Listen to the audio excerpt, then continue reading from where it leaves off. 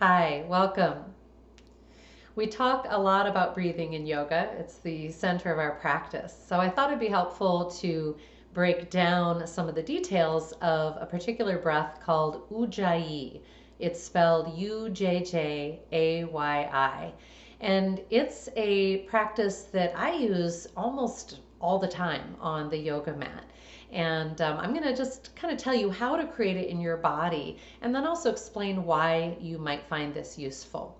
So, to practice this with me, I want you to first of all just pretend that you're fogging a mirror. You feel that little throat contraction?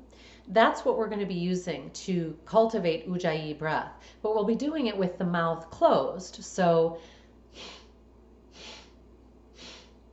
And in the case of Ujjayi, we're trying to stretch it out so that it's slow and steady.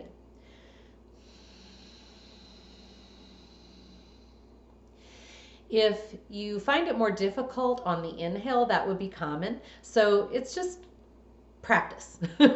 Practice inhaling through that little valve of the throat and then exhaling through it. And what I really love about Ujjayi is that it particularly emphasizes the difference between the active breath, the inhale and exhale, and the gap or the pause, which we're always looking for in yoga. It's that space between that gives us a sense of spaciousness, of peace. It affirms, I am well, I am whole, I am safe. That's the opposite of that kind of rushed breath, which we might do throughout our day without even realizing that we're doing it. Okay? So, Ujjayi, if you can, just be practicing it right now as I'm describing to you a little bit of why it's helpful. Number one, it actually slows our breath down.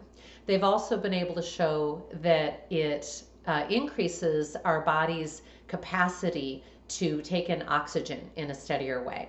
So that's always very, very helpful. Also, for me, it's a great place to put my mind's attention. Um, all of us have what we call monkey mind or puppy mind. That we refer to that during meditation a lot.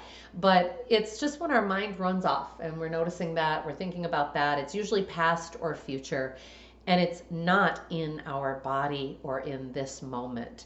So, one of my favorite things to do when I notice that kind of flying off of my mind is I will then bring it back.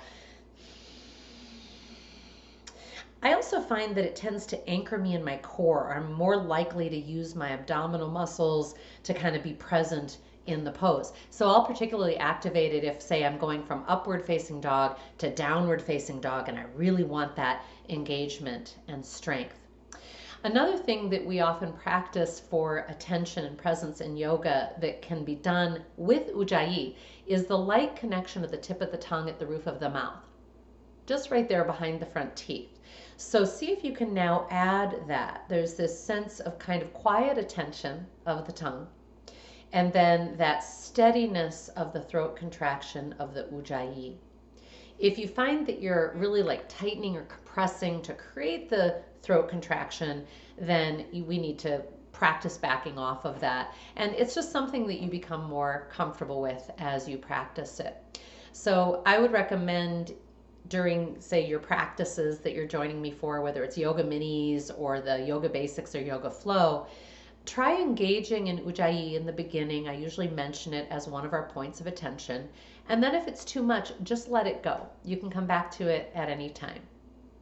If you've got any questions, reach out. Otherwise, have fun with it.